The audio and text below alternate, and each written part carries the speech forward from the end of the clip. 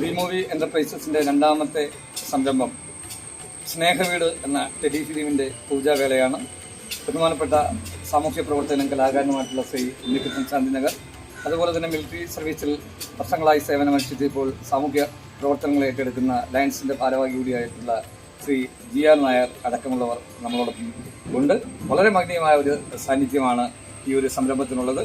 നമ്മളുടെ ഈ ഒരു സ്നേഹവീടിന്റെ ഷൂട്ടിംഗ് ഇന്ന് ആരംഭിക്കുകയാണ്. അതിൻ്റെ കഥ ഞാൻ ഉണ്ണിയണ്ണന് കൈമാറി. വളരെ സന്തോഷം. ഇതൊരു നല്ല ദിവസം കൂടിയാണ്. നമ്മുടെ ജില്ലയിലെ പിറവി ദിവസം കൂടിയാണ്. തീർച്ചയായും 75ാം പിറവി ദിവസം. സ്നേഹവീട് കഥ സംവിധാനം ചടയമംഗലം ശരി.